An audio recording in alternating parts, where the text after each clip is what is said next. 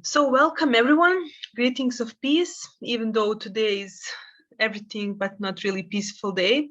Good afternoon, good morning and good evening for all of you who are joining us for different parts of the world.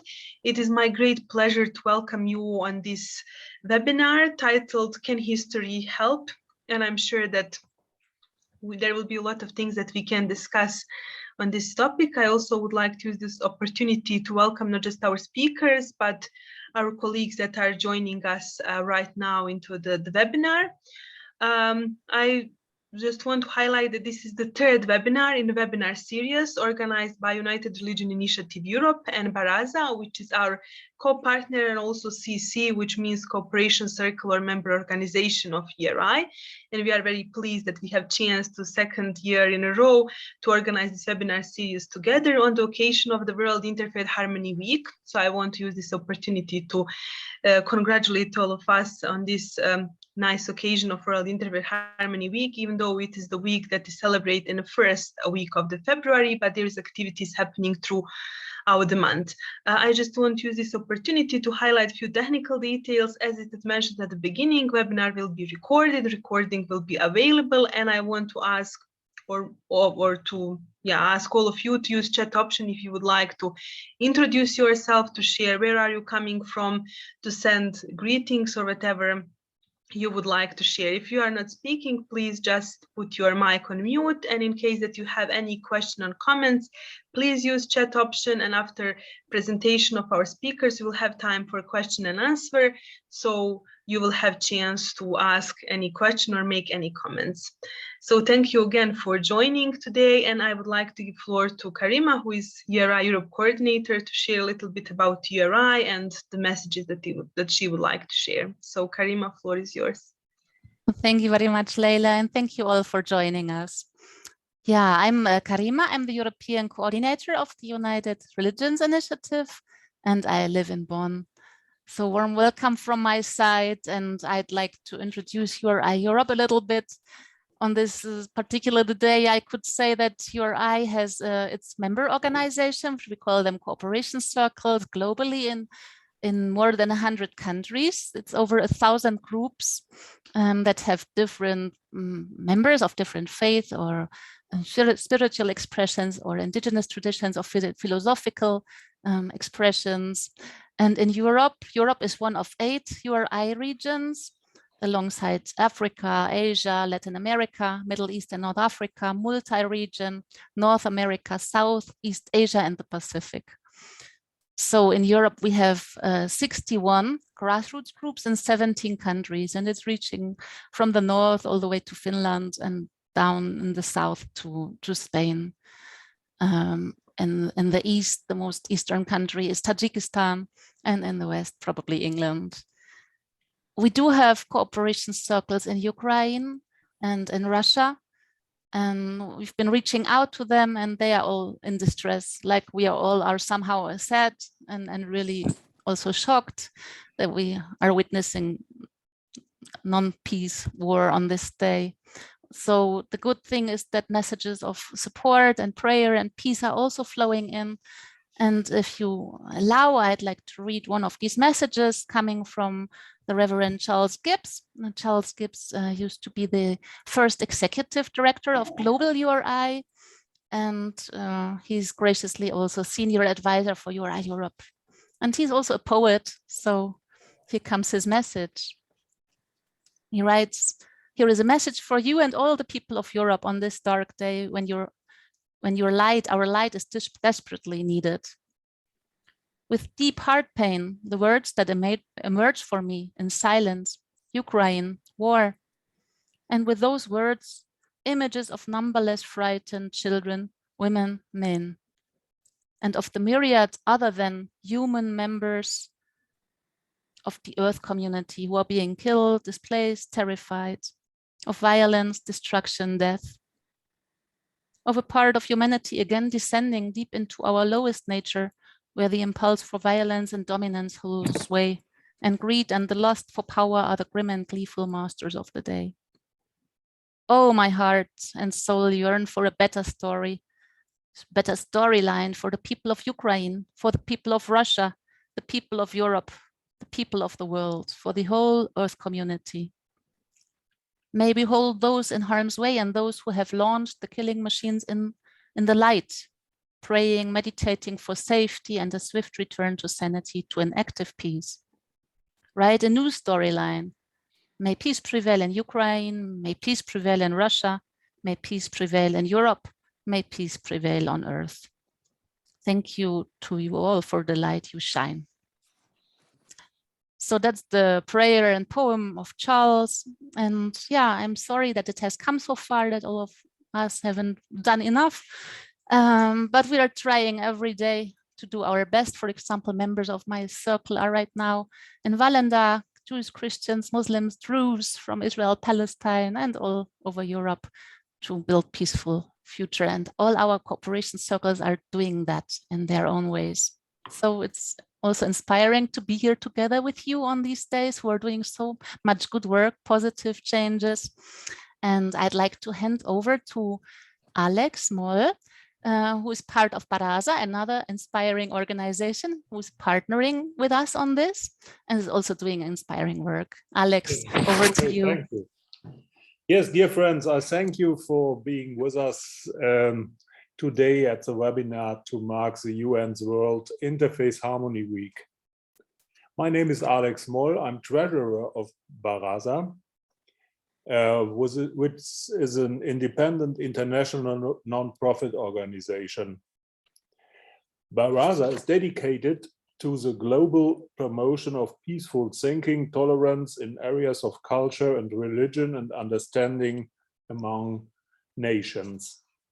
We believe in ideals of acceptance, understanding, and coexistence. Our work is expanding at this time. We have several programs, including seminars and conferences. We were, and this is the reason for grounding Baraza, responsible for the concept, planning, and delivery of the exhibition Tolerance, Understanding, and Coexistence, which is the Sultanate of Oman's message of Islam. That was our start. We have created a world religions coloring books for kids. Many of you know this book. And the specialty is the kids can take colors for these forms, and always they have 6 different religions. And this is not normal for some children to know that there are some different religions, and they learn only we have always different religions in the world. Our flagging life skills program is called Unity. Unity is an exacting and inspiring themes for young people.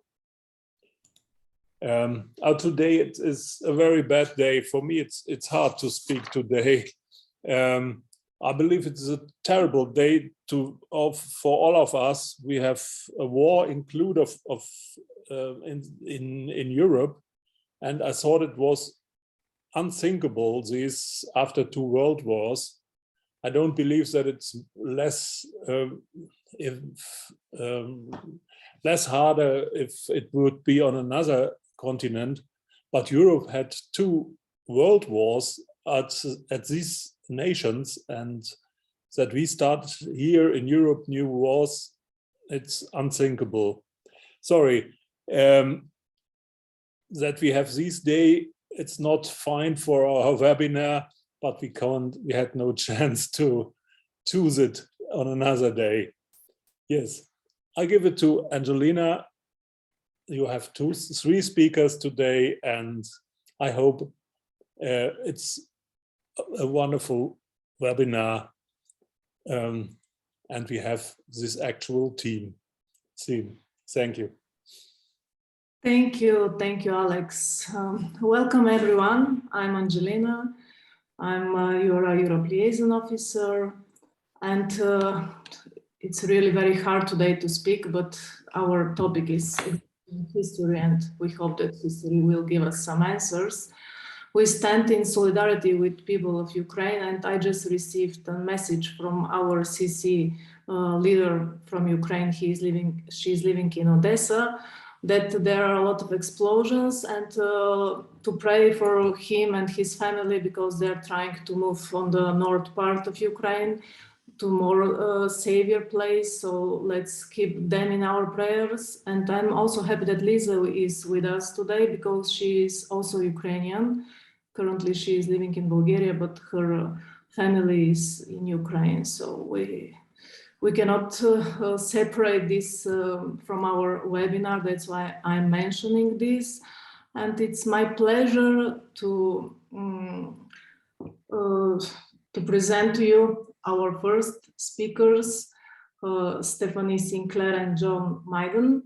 They're part of Retopea team and will tell us more about their amazing project. And just to say one more sentence about Retopea. Retopea is a big Horizon 2020 project with 9 universities and 2 NGOs partnering and collaboration on it. And together with us also is Patrick Pasteur, who is a coordinator of the project. And we are in collaboration with Retopea for already, I don't know, 4 or how many years. Yes, I think because of this pandemic, the time is changing. And I'm happy that finally we find a way how to collaborate and present their work to the wider URI audience. John, Stephanie, they are part of Retopea team, as I already said. They are from Open University. John is the head of the department and senior lecturer in religious studies at Open University. And Stephanie is a senior lecturer in religious studies and director of the Center for Scholarship and Innovation at the Faculty of Art and Social Science. So Stephanie and John, the floor is yours. Welcome. Thank you very much. John, are you starting? Are you there? Yes. Can you hear me okay? Pleasure to be here. And yes, yeah, we're all presenting and John is starting. Sorry. Perhaps the worst start to a presentation ever from me and staff there. We're very pleased to be here, and we're going to be talking to you about the Retopea project today. And the title for this talk is "Can History Help? Creative Approaches to Peacemaking and Tolerance in Europe." Can we have the next slide, Steph? So Retopea stands for Religious Toleration and Peace. It involves academics, teachers, young people across 8 countries in Europe: Belgium, the UK, Finland, Spain, Poland, Estonia, Germany, and North Macedonia. And there's some of the partners that you can see there across those 8 European countries. Next slide, please, Steph. The purpose of the project is to engage young people in particular to think about present day issues around religious diversity, toleration and peace through the perspective of the past.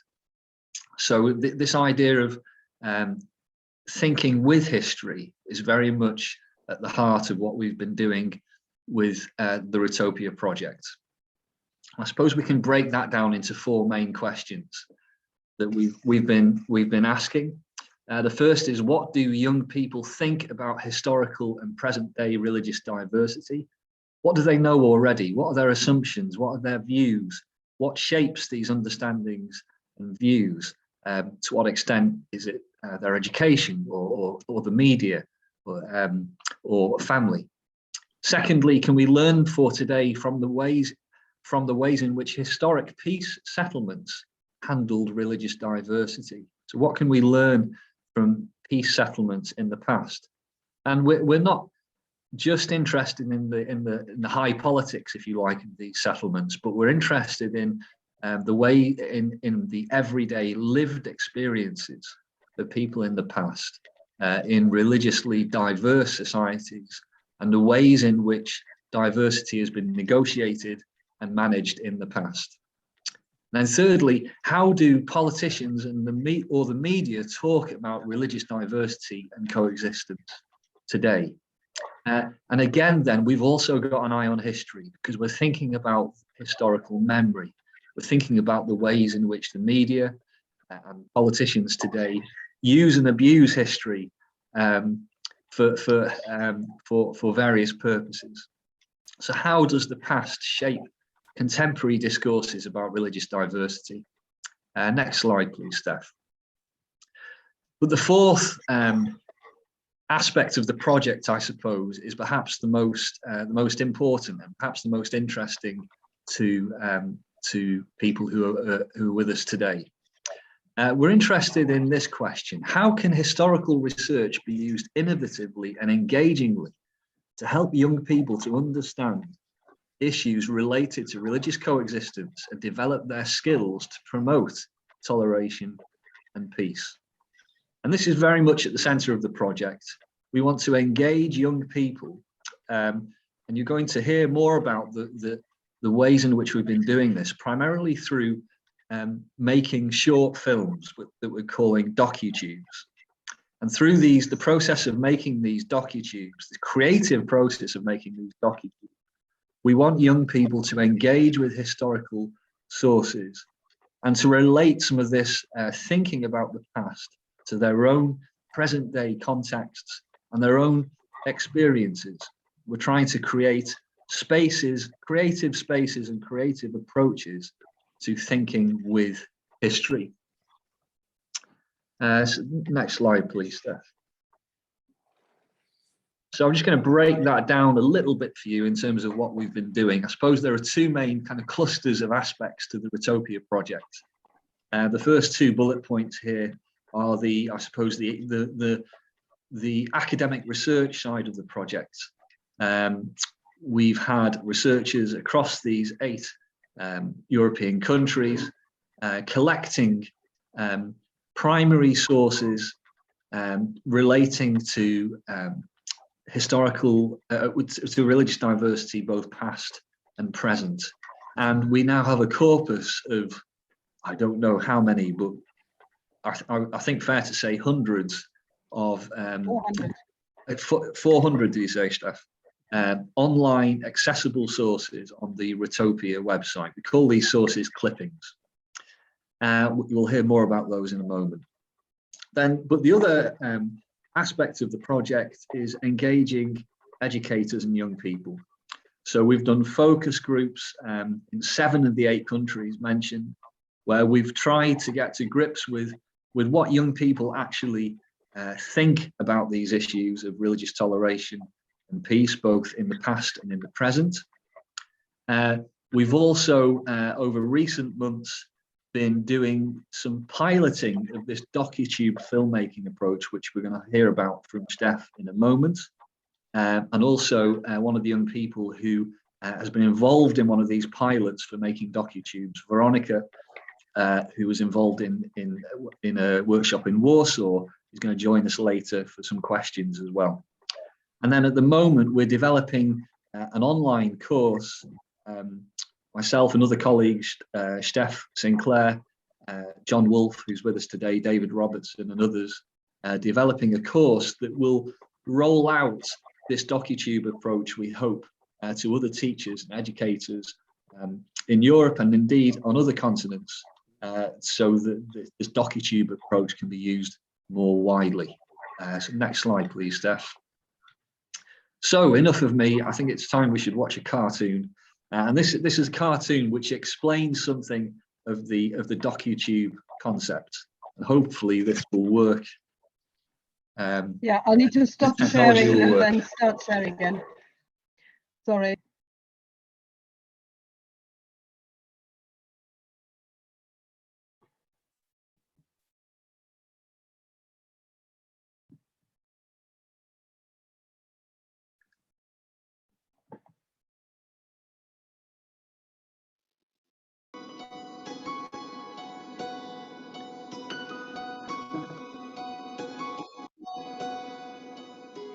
you tell a story about the past that speaks to the present?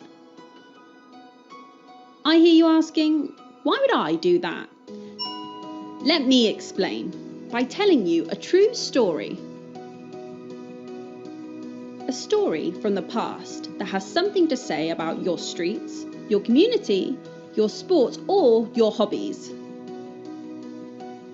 A story about diversity, people who are different, and a man with a passion for the values of religious toleration. The story takes you back in time 400 years ago to a place called Massachusetts on the east coast of America. The people here have recently arrived from England. They're known as Puritans. They want to establish what they see as an ideal Christian society. But in building their ideal pure society, they're intolerant towards people who don't share their religious beliefs and practices. One person who disagrees with this is Roger Williams. By winter 1636, Roger Williams is no longer welcome. He's facing arrest.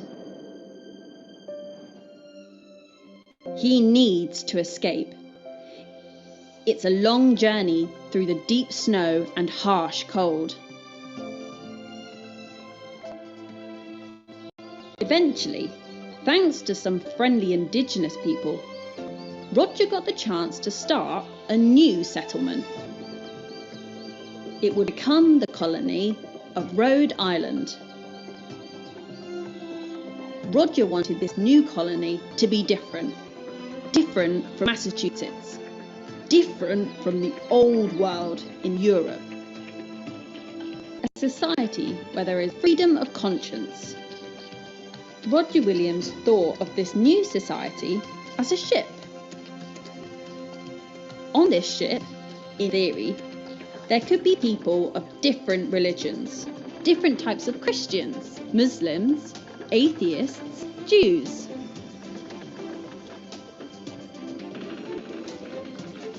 They were all welcome. They shared the ship. It was a ship where there was justice and fairness. Everyone had a choice about when they prayed and who they prayed to. The captain of the ship could belong to any religion. In the 17th century, very few people believed a society could be like this.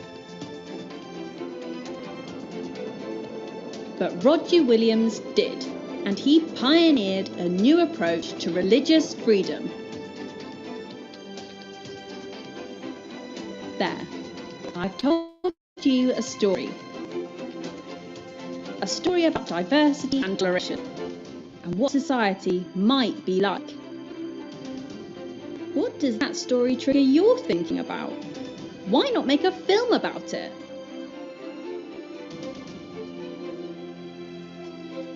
In this project, you will relate ideas from history to your streets, your community, your sports, or your hobbies.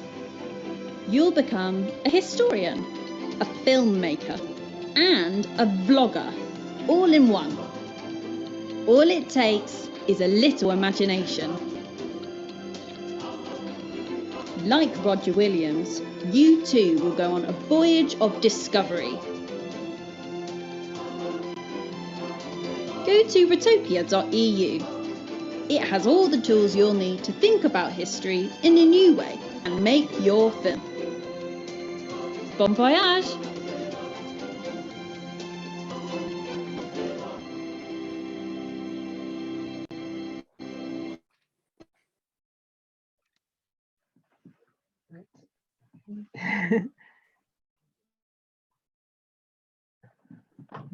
Sorry, I need to kind of start sharing this again. So in summary, we want our young people to be historians and filmmakers.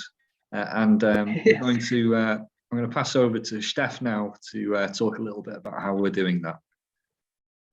Yes, I'm going to talk about tell you a little bit more about the DocuTube workshops and how they work. Our workshops have 4 different phases: engage, plan, create, and reflect. And in the first phase of the workshop, young people aged 13 to 18 engage with the Vitopia materials, the so-called clippings that our team has produced. And by clippings, we mean short texts or extracts, images, short videos that give examples of religious diversity and tolerance in the past and present. And they aim to provide young people with historical knowledge and serve as sources of inspiration to think about the past and future, and different forms of religious diversity and religious coexistence in an informed and empathetic way. At the moment, this is a screenshot of our website, which is still under development because we will provide those in, I think, 8 different languages, the clippings, and they are organized under a range of different headings. And this is the full list of the 12 headings we're using. And just to give you an example of some clippings, we have hundreds. So this is an image of the document of the Confederation of Warsaw in 1573, with more than 200 seals attached to it, and as a very physical and visible expression of the signatories' consent and commitment to the Confederation. And in addition to the image, we've provided some questions here, you can see, and some further background information. So you can see the factual information, and the questions are sort of intended to get young people to think critically or think more behind the issues that this clipping is raising. Another clipping is this example of an exhibit at a museum in Spain, illustrating the flourishing of Jewish culture in medieval Spain, or in a clipping introducing the views of Roger Williams on the freedom of religion, which inspired the colony of Rhode Island in the 17th century. And this is one of the clippings that forms the basis of the short animated film we just watched. And finally, it's important to point out that the collection of Vitopia clippings does not only include historical sources, but also contemporary examples, like this short video about the footballer Mo Salah, and how he might have influenced perceptions of Muslims in Britain.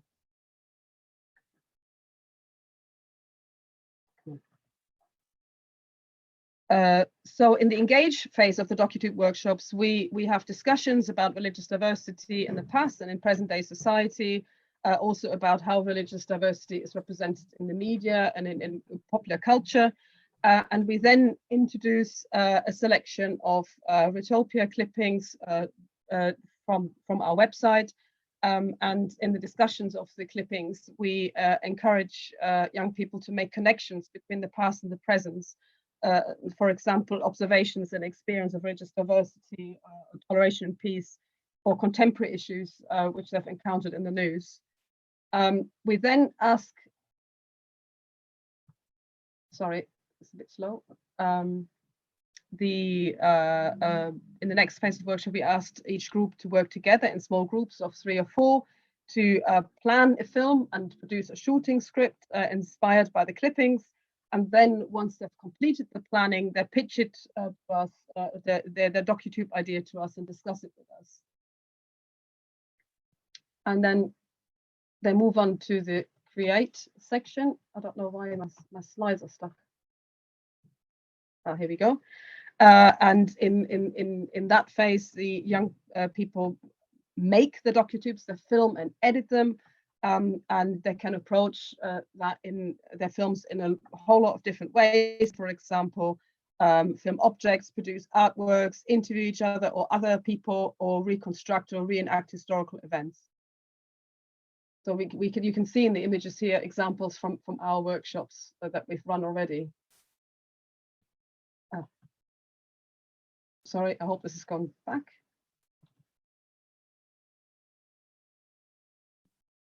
never mind, I've lost that slide. I don't know why.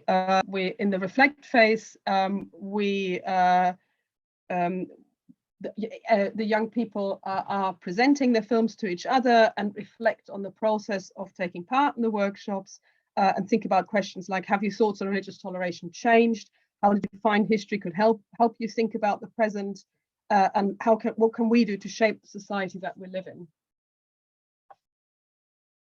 And our aim is for young people to deepen their knowledge and engage in historical and critical thinking and talk to each other about religious diversity and notions of tolerance and peace.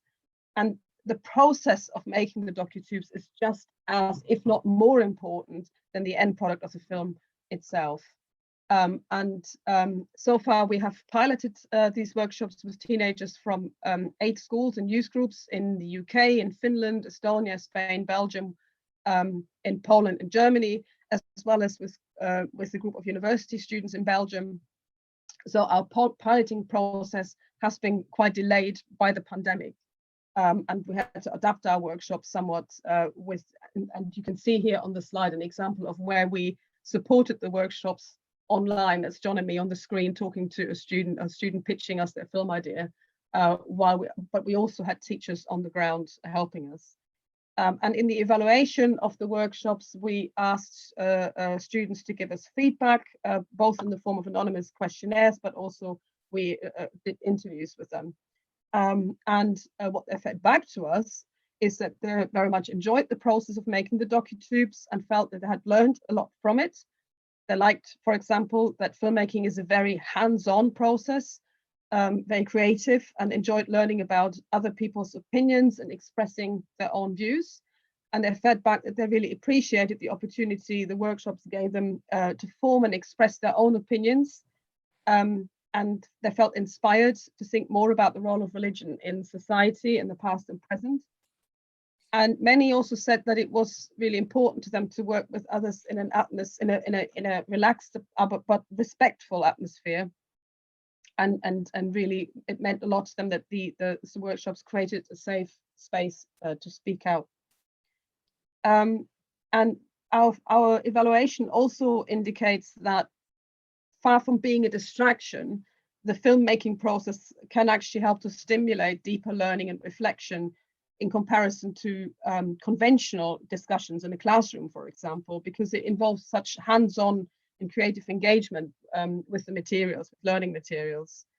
And while not each of the groups that we worked with who made films for us did not explicitly refer to the clippings, all of them said that the clippings had inspired them to think about how religious diversity is presented and reflected in their own environment, their own school, and their own community and their own city. And the Retopia materials, including the docutubes filmed by young people taking part in our workshops, will be shared on our Retopia website. And that's, as I said, that's still under development. And we're hoping that later on we can show you an example of a docutube as well, later on in the discussion session. And as John has already mentioned, the aim of this is that we are producing a resource for teachers and youth workers, so the workshops can be delivered after our project has finished. So really, what's been a really positive experience is the very creative, hands-on approach and the enthusiasm that young people have shown when they've engaged with our materials and have made the films. So it's been a very, we feel, I'm sure John would agree with me, we feel like we've learned a lot from it.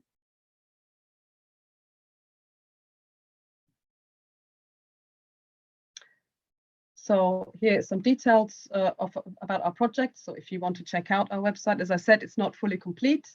We're also on Twitter and on Facebook if you want to follow us or have a check more of our work. Thank you. And I believe there's time for questions after the next presentation. Yeah, great. Thank you very much, Stephanie and John. I've known a little bit about the project, but I found it so interesting and inspiring to learn more about how it's actually done. and in 7 countries. So I think it's an amazing model for people to emulate as a creative process, as you said, hands-on. So I'd like to welcome Charlotte Jans, our 3rd speaker. Charlotte is part of the Federal Agency for Civic Education. There is a HistCon project, which I learned is actually a big history congress. I was at a workshop that Charlotte has organized. It was a dialogue workshop, dialogue in the broader sense, also in politics or in society, which works just as well as in a religious field. And so we are curious to hear your observations and wisdom. Warm welcome, Charlotte, and floor is yours. Thank you, and thank you for inviting me. And I just want to state that at a day like this, I feel quite devastated with my work. Like, if you're working for peace and understanding, it's kind of difficult to keep on. But I guess we all have some kind of motivation behind it, and it would be good that we are, if we discussed more about history. I guess I'm going to share my screen now, and I will. As I saw the video, I thought I might also share a video with you later that a filmmaker did for us in regards to HistCon. But first, let me go there. Okay, I'm responsible at the German Federal Agency for Civic Education for the HistCon, which was aimed to be a youth festival, a youth history festival taking place in 2020. And I'm sure you can all guess what happened, but I'll come to that later. I will just give you a bit of notion what HistCon is and what is HistCon doing in 2020, 2021, and possibly 2022. So what is HistCon? HistCon is about discussing transnational interpretations of history. It has a global focus on history. So we really wanted to bring together different views on history from different parts of the world, and also different memories, as history is a construct and we all have different histories. And that's what we wanted young people to come together and talk about in workshops, talks, and so on. And our motto is look back, think ahead. And the question is, what has history to do with me? So we always have our present in relation to history. So to learn from it for our everyday life and also for the future. Yeah, so what is HistCon doing? 2020, we had a festival planned in Berlin, which was on the occasion of the 75th anniversary of the end of World War II in Europe. And it was planned that we invite 500 young people aged 18 to 35 from all over the world. Unfortunately, it's almost 2 years ago today, almost.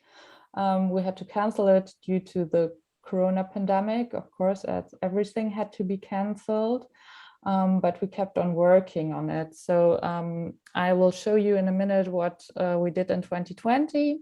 In 2021, I will also show you, but just to have a sneak peek, we did live streams, 3 of them.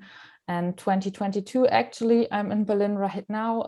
We are planning to actually do the festival in Berlin, hopefully, as the conditions hopefully allow us. So what were we doing 2020?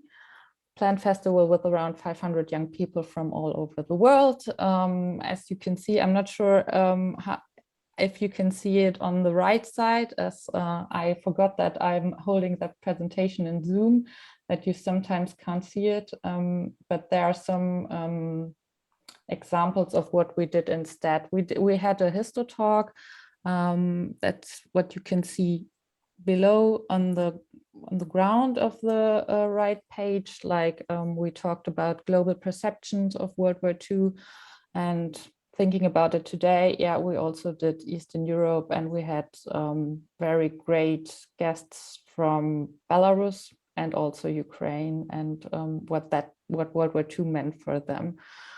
We also had a workshop or digital histotalk on comics and Holocaust education. We had a podcast where our host was interviewing experts from different countries on the question, how do you commemorate the Holocaust in your country? And that was also, I myself am a historian, but I really learned a lot about what it's like to commemorate the Holocaust in Japan, what it's like to commemorate it in Argentina, as I've never thought about it, but it was really interesting. And as you can see on the top, we also had Histo Voices. That's a that's a little film clip project we're doing with our filmmaker Pavel Franzusov, and I would like to share with you one of the videos, actually the first one that we published on 8th of May, and it's about a young girl from Japan. I'll have to leave that presentation right now and go to my web browser. Just a second, please.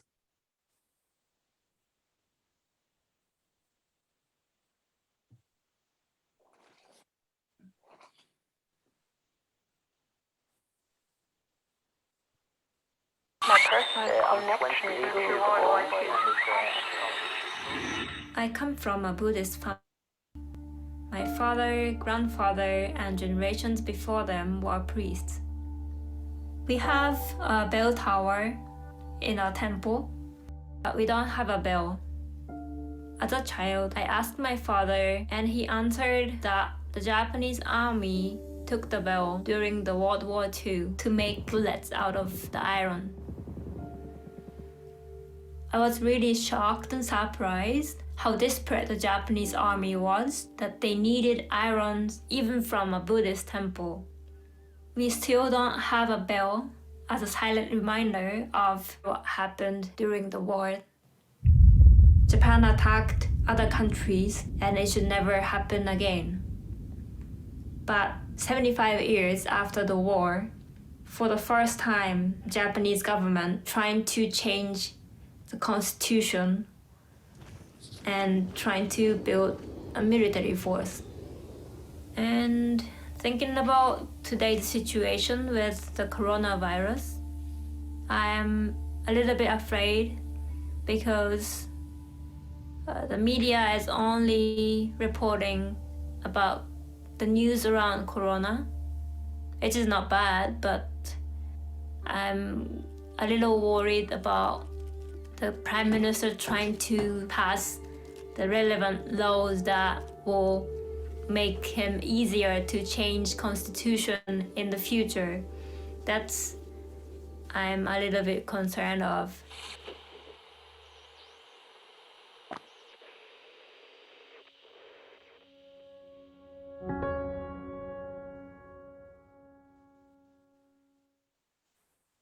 Yes, they are actually 8 videos, I guess, right now from different countries in the world, and it's mainly about young people's connection to World War II and what their own story is behind it.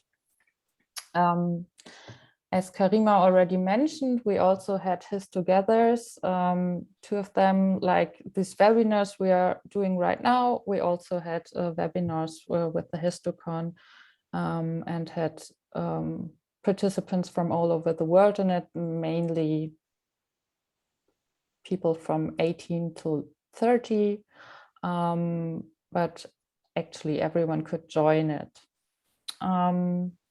Yeah, we also had a Histo spot that is not on that page right now, but where you could, as everyone was invited to come to Berlin, we had like a click-through adventure of going through Berlin and wandering around to all those places that they could have visited if they could have come. That was 2020.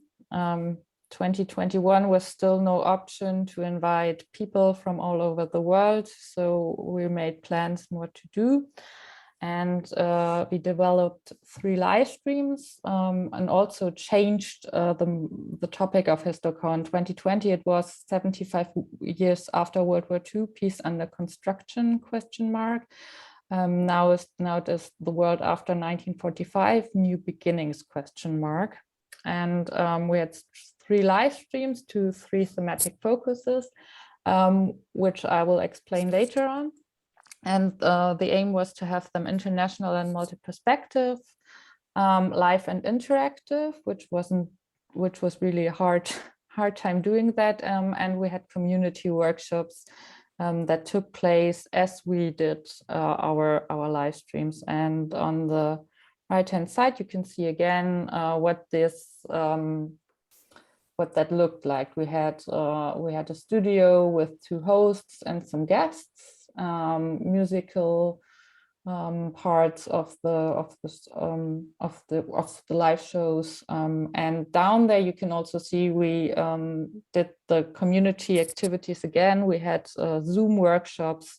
One was on revisiting Afghanistan with a young girl that had just fled from Afghanistan, and in January, during Holocaust Commemoration Day, we had a community workshop on reshaping remembrance and what remembrance looked like today. And we had like the TikTok host of the Mauthausen concentration camp site, and she was talking about what it's like to do that TikTok account. Yes, so next. So now back to our live streams. We had watch parties with cooperation partners on our 3 thematic focuses, which are conflict and cooperation. So they are always together, conflict versus cooperation, where we talked in that show, we talked about mainly post-colonial topics, and we had partners in Uganda, Marseille, and Tbilisi. The next day it was about transformation and continuity. We talked about how our remembrance shapes during time and how it differs. So we had a watch party at the Frankfurt Book Fair, and we had partners in Tokyo, Japan. That is also why it took place at 11 a.m. Central European Summertime, so that the young people from Tokyo could join us. And on the last show, we spoke about dependence and independence, and that was with partners in Algeria and Santiago, Chile. And this, we also have a website. I believe it's already in the chat. It's a platform for discussion. It's histocon.de. It should engage participants, and there's also feature stories from all participants that take part in HistoCon. So you could check that HistoCon on Instagram, on Twitter, and also on Facebook. Yes, and this is the preview for 2022, HistoCon 2021, and the question New Beginnings After 1945. That was the kickoff in 2021. And in 2022, we would like to do a summer festival in Berlin with about 300 people from all over the world. As the world looks today, I'm not so sure if that's going to happen the way we planned it, but we hope that at least we can get some people together discussing history and its meaning for us today. And now I'm finished. Thank you for listening.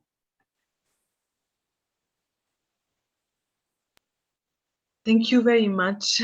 Yeah, Karima, do you want to say something? You can go, just a big thank you. And I think Leila will lead us in some conversation, exchange, questions. Yeah, I first want really to thank you for both presentation. It was so inspiring, and especially as a, let's say, quite young person coming from Bosnia and Herzegovina, where war happened in 90s, I think that project like this definitely can find place and can be useful in different parts of the world. So now I would like to open the floor for the question and answers. And I know that our friend Lisa will leave us soon, but she was wondering about both, if I understand correctly, both Ritopia and Histocon projects, how young people who may be interested to join such project, because we see there is plenty of activities seem very interesting, and I'm sure that a lot of people would like to join. How everyone who is interested may join, it is just for the young person, or maybe can older ones join, and can you explain us? Maybe John can reply on behalf of Ritopia, and then Charlotte, you can share more about Histocon.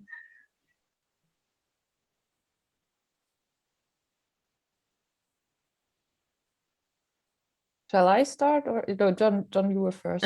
Yeah, John unmute himself. Yeah, great. I think the first thing to do would be to go to the Ritopia website and to have a look around there, familiarize yourself with the website and exactly what's available. If you're a young person, you might want to try and persuade your teacher to go and look at the website and see what they think. And soon, I would hope by the summer, before the summer, there'll be this course as well, this badged open course, which teachers will be able to do, and which will basically give them the training to do these filmmaking workshops with the young people.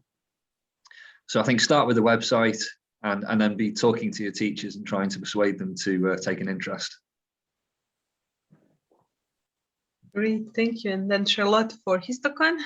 Yeah, we have a newsletter on our website you can register for, and then you get all the information, that all the news that we have for you. We also plan, so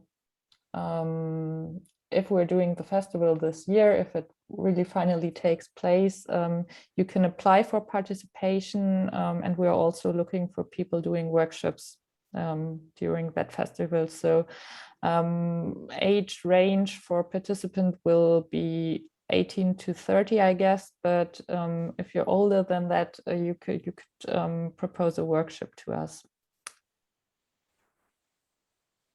Great. I hope that a lot of people from URI network, like Lisa and others, will consider joining in either way, Ritopia and Histocon, because I think that there is a lot of things that can be learned. Thank you very much for your answers. Once again, thank you for incredible presentations.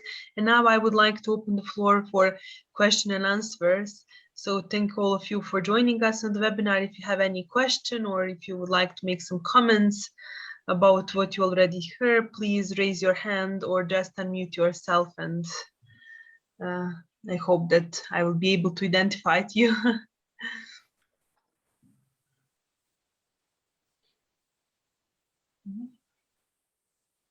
Okay, Karima would like to say something or ask something. Actually, I have a question, because there's a process in the film, making the docu-tubes, the films about specific historical bits that are promoting diversity. How have you been doing it? Because I suppose usually it's not that teachers are so familiar always with filmmaking and then video editing and all of that. So are there guides, or if you could just say a few words about that? Yes, that's what our short course is about. So we're developing resources for teachers to explain to them how they can work with the clippings and how they can, run the docu-tube workshops themselves. In the piloting phase, we've gone into schools and youth groups and have worked with youth workers and teachers on the ground in collaboration with them. And we actually originally had a film crew, like a professional film crew, joining us to make our promotional videos and also and the videos for the course, but they also advised us on filmmaking techniques that we could then share with the students and with the teachers and youth workers, so that we will pass on in our course. Although I have to say, I always found that the young people we've been working with have been incredible in terms of the technical skills they're brought to the process. So it's been very impressive, actually, how they've handled it. And that might be a good point, actually, to introduce Veronica, who took part in one of the workshops in Warsaw. I don't know if Veronica, you could say hello to us. I say hello. Hello. Good to see you, Veronica. I mean, I don't know if you could perhaps talk to us about how being involved in the workshop helped you to think about these issues of toleration and peace. Okay. So during the presentations and the lectures, I learned a lot about the specifics of various faiths and history of tolerance. It helps me to broaden my worldview and understood thinking of the other people who are not in my religion, who are different religion than me, and this understanding of another person helped me a lot, because with the respect and the interest, I want to discover religions difference, and it was easier to tolerate them. So yes. Thank you. That's really, really good. And what was also really good, how creative you've been actually with this. So kind of like try and also the group work. I think one aspect that was really impressive as well. I remember in the workshop we did in Warsaw and also in your group, how well you work together with different people taking on different roles in the filmmaking process. So some filming, some being in front of camera. You were in front of the camera. Maybe we have some time later to watch your film, and others preparing or doing the technical support. There were some who were more involved in the editing. I don't know whether you want to share something about the experience of the making of the film and how you found that. So I think it's the best way to add. I don't know. Someone want to say something? Or, no. Okay. So I think it's the best option to engage the young people to this to work with these issues, because this is not boring way. For example, such as reading long studies of the historical point of this, and it's boring for us, I think, and I think the DocuTubes is very available to every human, because the films is the films are more easier to understand, and I think it's this young, yeah, these films engage us and make us want to know more about ways to ensure tolerance and peace, and this work with these films is very interesting, and yes, and I think this is the most fun of this.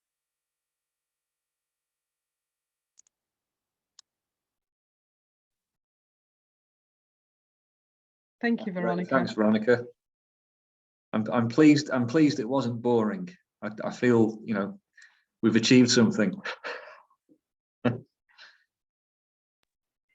Great. It was really nice to hear this testimonial from Veronica and how interesting experience was. I'm sure that more people who watch this webinar now will be eager to join this kind of the project or to learn more. So it is great. And I once again to offer the floor if there is any other question or comments that you may have about this particular project or just the topic of can history help, especially in the context of today's and all these things that are happening. So whoever would like to say something, please feel free to unmute yourself.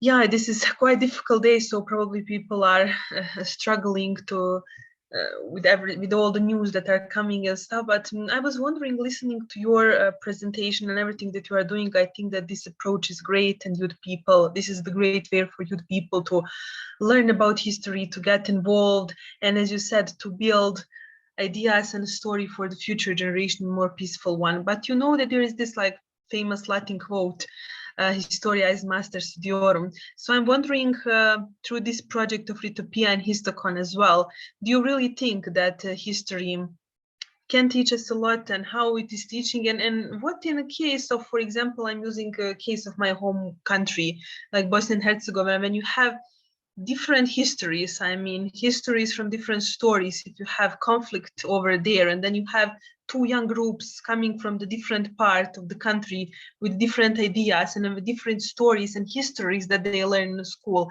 how to deal with this situation, and do you have any experience with this, and what is your opinion overall on the history being teacher, and how to deal with these different histories coming from different parts, as there is a lot of conflicts in the world where different stories are coming, and it can be very confusing for the younger generation to decide what is the true, what is the history, and how to go from there. So maybe John, Stephanie, or Charlotte, whoever would like to give your inputs from experience of the project.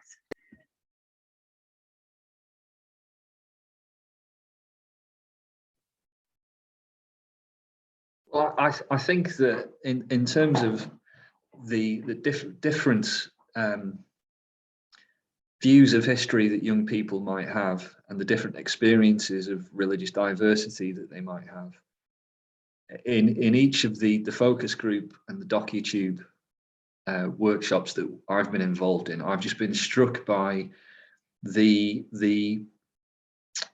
maturity actually of these young people, and the ability to discuss in very open and sometimes frank, but not at all kind of adversarial ways, some of these sometimes quite difficult issues, quite difficult topics, contested topics. And I wonder if sometimes as teachers, maybe we kind of shy away from discussing hard things about religious diversity, past and present. I think that certainly the experience of doing these workshops for me has been that actually young people can be, if we create the right kind of environment, the right kind of space in which to discuss things like this, young people can, be exemplary actually in the way that they debate and they talk about these issues, and actually as adults we can learn an awful lot from them. Yeah, I would absolutely second that. Sorry. I would also agree on that. And I was also just thinking that history has a lot to do with identity, I guess. So you can't really leave it out either way. If you can learn from it or not, it defines us. But that's maybe not a sufficient answer, but that's what I think. So we should talk about it as it still affects our lives. Yes, exactly. As I'm telling, I'm sharing this from personal experience, and this different interpretation of history can definitely influence young people identity and the way how they see and what they want to do later on in life. So thank you very much for your response. And I see some comments and also hands raised. So Karima, you were first one, and then Patrick would like to add something. Yeah, just while I was listening to the questions and conversations, it came to me that I think in Germany after Second World War, there was commissions working on school books, like in France and in Germany. So how was history taught? And they found a joint version. Probably this needs some time after a conflict. It's not so easy, but I think it does help to get a common view. And So then I just also listening came my experience like from our dialogue, let's say Jewish, Christian, Muslim dialogue. So history is just part of the whole dialogue. I think the dialogue is key in a respectful atmosphere and on all levels, practical, personal friendship. And then when there is a certain amount of trust, then one can start also talking, or it's my experience at least, also about the more difficult issues. And it cannot, I mean, it helps if there is people who have experience, who can hold the space and can make people feel comfortable. But I think it can be part of a mix of dialogue. And this dialogue, yeah, is a lot of listening and saying, oh, actually there is these different versions. But I think maybe this needs time and very secure circumstances. And I think then it can be part of that identity. At least I think that's experience in our case. And I think many dialogue groups have that kind of experience, I believe. Yeah. Yeah, thank you, Karima. Definitely dialogue's usually solution for a lot of things, and creating safe space for dialogue is the first step that we should take into consideration. And Patrick raised his hand, so I guess you would like to add something. So, yes, I also wanted to react to this idea. How can history help, and what is our experience with Retopea? I would, in the first instance, say that within the Retopea project, we actually used history mainly as a starting point to engage in a kind of open debate, and I think that is important, because we taught history in a way, certainly for young people. For others, it's not always so clear, but for young people, it's something they don't know so much about. And then it can create sometimes a safe space on the one hand, and other ones we want also to help to learn young people to think critically about the past. And that's why we used primary sources, these clippings that really invite to go back to sources of history, and then go to look and take that as a kind of starting point. I think that is the first thing I wanted to say. And secondly, we know that everyone has his own history and has its own view on history, and these views can be very conflictual. Yeah, that is what you see at the moment in Ukraine. The vision of history of Ukrainians and the Russians, extremely diverse. I don't think we can intervene immediately there and help, but a good starting point, I think, is to start to recognize these differences and listen to each other, and understanding that there are very different versions of histories and interpretations. At one point in a discussion, or was it before? I'm not so sure anymore. We spoke about heritage and statues and so on, who represent very different history. People look so different at the statue, for example. But this looking on how different interpretations, different narratives we have of these historical events, that it's important to recognize this and start from there. But I think that there are some other people who have more to say about this. Thank you, Patrick, very much. You are definitely right. And Stephanie would like to add something as well. I see your hand. Yes, thank you. Just adding on to what Patrick was just saying, because I think what was quite remarkable in the workshop is how young people then engaged with their local history. Quite often the issues that the clippings were raising in relation to different countries or different perceptions of history, they then went off into their own investigation in terms of how does this relate to my town? What's the history where I'm from? How does it relate to my history? And I think that is I found that really interesting. And again, from our point of view, it has been really interesting to see reactions in different countries to this. So in Poland, we talked a lot about actually a history of tolerance in Poland in the more distant past, but actually that's representations can be used, history. Young people have shown really great awareness, I thought, actually, that there are different versions of history because they're experiencing it. And I should perhaps also mention, which I haven't said before, is that the clippings themselves don't have to be used as part of films. We use them we use the filmmaking process as a way of engaging young people with those films. But actually in Poland, we had a teacher who's actually been using those clippings in discussions in her classroom for some time without doing the films as well. So it's just a way of engaging with them. So for us, we've been focusing on that pedagogic approach, but it's not the only pedagogic approach to the resources.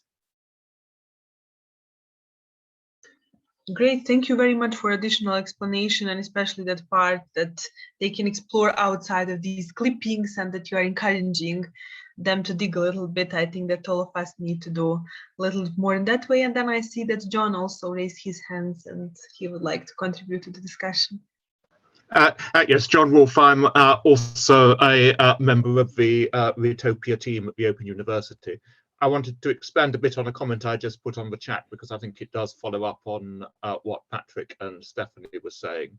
And I mean, one experience I had with some research on an earlier project, which I think illustrates this, was in Northern Ireland, a Catholic lady who went to some kind of, I think it was an academic seminar event on the siege of Londonderry, which is a very emotive event in the Protestant history of Northern Ireland. The apprentice boys standing out against James's attacks on the city in the late 17th century.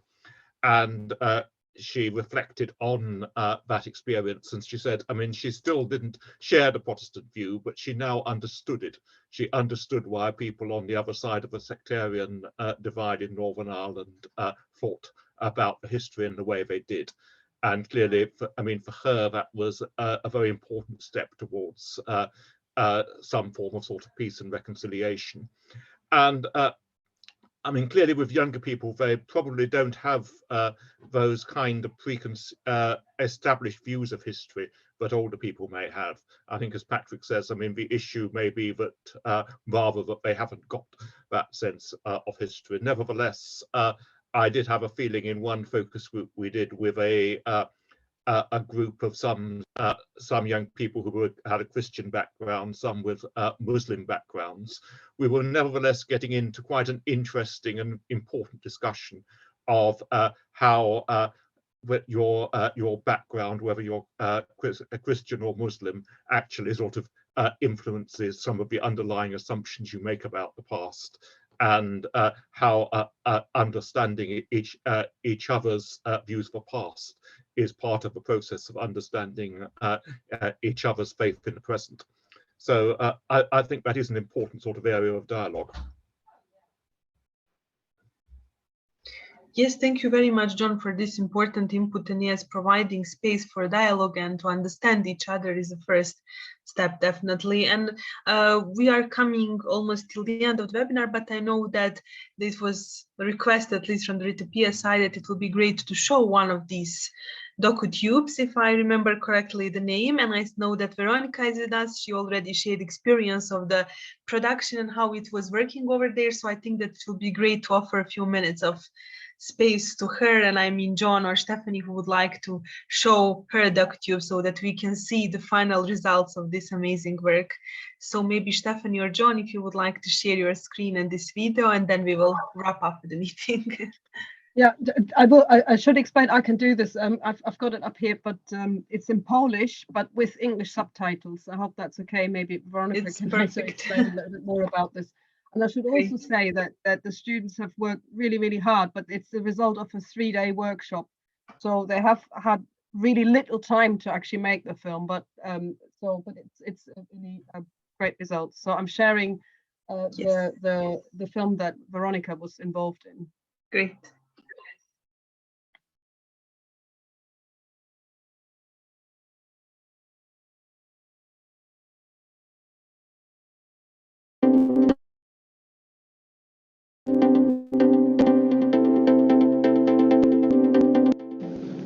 Migracje, szczególnie teraz, uznawane są za coś negatywnego, szczególnie dla kraju, który przyjmuje imigrantów. Jesteśmy teraz w Warszawie, polskiej stolicy, która kiedyś uznawana była za azyl dla wielu różnych imigrantów religijnych, a szczególnie Żydów. Jednak czy teraz ludzie są tak samo dobrze nastawieni do innych wyznań religijnych? Zapytamy się teraz uczniów, studentów i przechodniów w Warszawie, co sądzą na temat imigrantów religijnych i o sytuacji, w której Warszawa stałaby się dla nich wspólnym azylem. Dzień dobry. Dzień dobry. Chciałam panu zadać parę pytań. Co pan sądzi o tym, aby w Warszawie powstały nowe synagogi? Uważam, że jest to bardzo dobry pomysł, ponieważ wtedy osoby wyznające judaizm mogłyby bardziej bez przeszkód wyznawać swoją religię i czuć się najpewniej bardziej komfortowo w Warszawie, jak i w całym społeczeństwie polskim.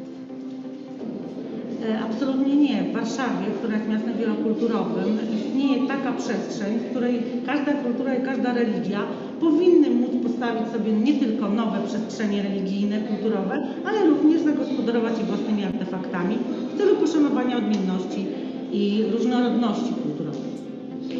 Absolutnie by nie było ze względu na to, że nie ma ich co jeszcze wystarczająco w porównaniu do kościołów rzymskokatolickich chociażby. Dla wszystkich respondentów powstanie nowych synagog nie stanowi problemu. Migracje na tle religijnym na przestrzeni wieków były czymś normalnym. Do Polski posiadającej wówczas status azylu dla ludzi o odmiennych wierzeniach. Przybywało wówczas wielu żydowskich imigrantów i zakładało swoje świątynie. Czy zdaje sobie pani sprawę z ilości synagog w Warszawie teraz i w przeszłości? Szczerze powiem, że nie zdaję z tego sprawy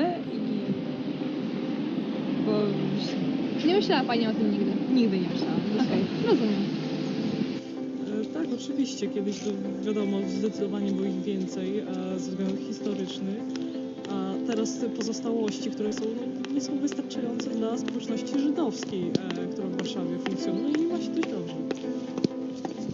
Chyba bardziej mogłabym powiedzieć o przeszłości, bo obecnie nie badałam tego tematu. Wiem, że powstawała nowa synagoga i jest zamiar nowej synagogi, która ma powstać w Warszawie. Architektura się zmienia, ale na pewno uważam, że jest to miejsce, które powinien zwiedzić każdy warszawiak, dawniej warszawianin. Nie tylko kościoły, ale również synagogi, ponieważ są miejscem naszej wspólnej kultury, warszawskiej kultury. W przeszłości w Warszawie istniało ponad 440 synagog i domów modlitw. Do dzisiaj zachowało się ponad 20, z których aktywnie działa tylko jedna. Jest to synagoga małżonków Nożyków, która przetrwała II wojnę światową. Istnienie palmy na Alejach Jerozolimskich jest pozostałością, która przypomina nam o historii Żydów w Warszawie. Jest to związane z istnieniem osady żydowskiej zwanej Nową Jerozolimą, do której w przeszłości prowadziły dzisiejsze Aleje Jerozolimskie. Co pani sądzi o poziomie tolerancji w Warszawie? Jest bardzo, bardzo wybrakowany, chociażby z tego względu, że wystarczy założyć w odpowiedni sposób szal, żeby ogrzeć sobie głowę na głowę. Piękne zdanie. I od razu dostaje się uwagi na ulicy, co pokazuje po prostu, jak wysokie jest to uprzedzenie w stosunku do osób wyglądających chociaż trochę inaczej, że od razu jest konotacja z tym, że ta osoba może być muzułmanką. Tak, czyli terrorystą na przykład. Na przykład terrorystą. Jeżeli ktoś nosi jarmułkę, to od razu są jakieś dziwne gesty związane z tym. Albo jeżeli widać pejsy, to już w ogóle. Rozumiem. Uważam, że tolerancja w Warszawie na pewno istnieje, ale czy jest na wysokim poziomie? Myślę, że musiałbym się nad tym bardziej zastanowić i uważam, że raczej niestety nie i ludzie powinni nieco bardziej wykształcić u siebie tą tolerancję, zwłaszcza w Polsce. Uważam, że jest dosyć umiarkowanie, natomiast zdecydowanie mógłby się polepszyć w szkołach.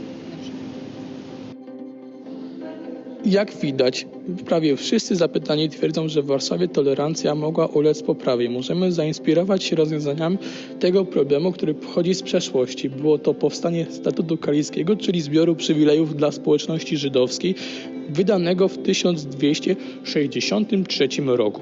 Został on potwierdzony przez m.in. króla Kazimierza III Wielkiego czy Stanisława Augusta Poniatowskiego. Zapewniał on na przykład równość podatkową czy odpowiednie kary za skrzywdzenie Żyda. Migracje na tle religijnym nie są niczym nowym, a zróżnicowanie panoramy miasta świątyniami obserwujemy już od dawna.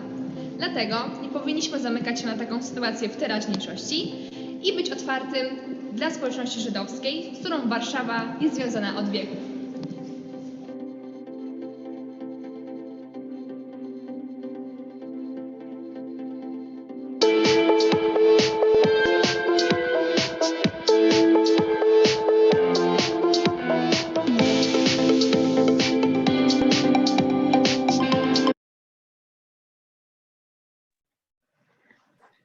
Yes, it's a bit of a longer video, but I think it's a really nice example of a film made by a group as a result of the workshop. Yes, definitely. Congratulations, Veronica. It's really nice and interesting movie, and the way how you tackle the issue and the problem, it's really nice. I'm glad that we had time to watch the movie. And of course, if you have some questions and comments from Veronica, please use the chat option. And now I would like to give floor to Karima so that we can wrap up today's meeting. Thank you for all your contributions. Yeah, thank you, Leila, and thank you, Veronica. Thank you, Charlotte. Thank you, Stephanie, and thank you, John, and all of you for the conversation. So it's been really interesting. It's creative, different approaches to history. And I'd like, for us, it's always important to have a little bit of feedback. So I'd like to ask you 2 questions to everybody, really. And I'll put them in the chat and also open then Menti presentation, but you could also respond in the chat. Just one moment, here we go. So it's please share one thing that inspired you in today's webinar. So we saw different examples, different approaches. Please share one thing that inspired you. And the second question is, how can you use one takeaway from today for your work? So something that you learned for your work. And now I'm also going to share the Menti presentation. So you could go to Menti, www.menti.com, and then enter the code or just use the link in the chat that's in the chat. So it's coming. So we have praise for the great film, really, from Veronica. Charlotte says, never underestimate young people. We heard that also before, that they are never experienced. There is a very mature conversation. And Angelina also congratulates Veronica. So I guess the film is something really inspiring. Vasu is sharing continuous learning. Thank you for sharing your experiences. I'm learning from you.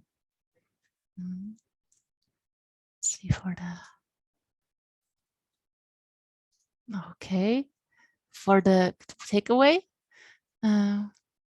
Veronica is thanking everybody. And I could say that the takeaway for me is that use of these film clippings and how to use them. I think it's a beautiful way of engaging any topics, really. Carola writes in the chat, great examples of how to engage kids in a way that appeals to them. And John, creative approaches open up conversations which otherwise may not happen.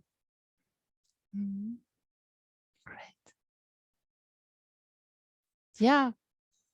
So that's great observations. Please reach out to us. Some people have been asking if the presentations could also be shared. So that would be lovely, Charlotte and Stephanie. I know there has been videos in the presentation, but maybe a light version could be shared. So if so, please share them with us and we can then share them with the community. So there has been really a lot of interest in that. So one more thing to say, that there is the next webinars. There is one more for World Interfaith Harmony Week in February, and that's on the 28th of February, Monday, at 5 o'clock. There is Harmony in Diversity, an inter-religious and intercultural arts, music, and food festival that Angelina is co-organizing together with Enoe from Latin America. So stay tuned for amazing cultural contributions. And there is another webinar coming up for URI Europe, and that's on the 23rd of March at 5 o'clock. That's Paganism, a Natural Way of Life. So hearing from one of our pagan colleagues how she views the world and what the pagan natural way of life is. So with that, let's wrap it up. Thank you all very much for joining us today, for the beautiful examples, inspiring ways to engage history. And yeah, have a good evening. We'll keep our colleagues in Ukraine and in Russia in prayers, and hope that good resolutions can be found. Inshallah, God willing. So wish you a nice evening. Thank you, everyone. Thank you for joining us. Thank you. Have a nice Thank day. you so much.